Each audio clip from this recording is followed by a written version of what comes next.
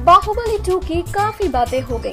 अब बात की जाए बाहुबली 3 की। बाहुबली 2 में फिल्म खत्म होने पर एस राजामौली ने जो क्लू छोड़े, उनके आधार पर कई लोगों ने इस बात को प्रेडिक्ट किया कि बाहुबली की तीसरी फ्रेंचाइजी भी आ सकती है। बाहुबली 3 के आने की खबर सुनकर ही बाहुबली के फैंस काफी एक्साइटेड थे, लेकिन बाहुबली 3 के आने या न आने पर फिल्म के मेकर्स की तरफ से कोई ऑफिशियल स्टेटमेंट नहीं आया, यानी सस्पेंस अभी पूरा है। प्रोड्यूसर्स ने भी अभी बाहुबली 3 की पॉसिबिलिटी को पूरी तरह से डिनाई नहीं किया है।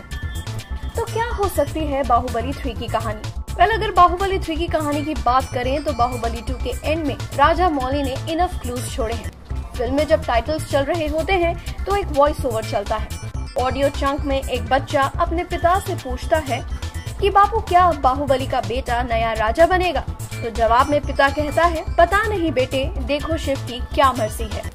यानी अगर राइटर और प्रोड्यूसर डायरेक्टर चाहें तो बाहुबली की कहानी में अभी और कई ट्विस्ट आ सकते हैं। यानी कहानी महेंद्र बाहुबली से आगे बढ़कर उनके बेटे तक भी जा सकती है। बाहुबली 2 की कहानी में महेंद्र बाहुबली भल्लाल देव को मारकर अपनी मां देवसेना को आजाद करता है।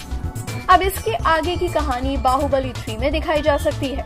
महेंद्र बाहुबली माहिष्मती राज्य का राजा बनने के बाद प्रिंसेस अवंतिका से शादी कर सकते हैं और फिर महेंद्र बाहुबली का बेटा माहिष्मती राज्य का अगला वारिस बनेगा। लेकिन यहीं पर सवाल खड़ा होता है जो कि राजामौली ने बाहुबली 2 के आखिर में छोड़ा है। तो क्या अगर बाहुबली 3 बनती है तो फिर महेंद्र बाहुबली, प्रिंसेस अवंतिका और देवसेना के रिश्तों में फिर से कुछ उठापटक होगी?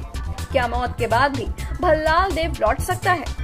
कुछ ऐसे ही ताने बाने में घिरी हो सकती है बाहुबली 3 की कहानी।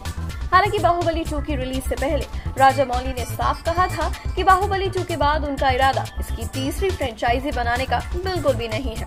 लेकिन अगर ऑडियंस की भारी डिमांड आती है तो कुछ भी हो सकता है। आखिर मार्केट और ऑडियंस चॉइस से बढ़कर कुछ नहीं होता है। तो इंतजार कीजिए, हो सकता है कि बहुत जल्द आपको राजामौली और करण जौहर बाहुबली 3 की अनाउंसमेंट करते दिख जाएं।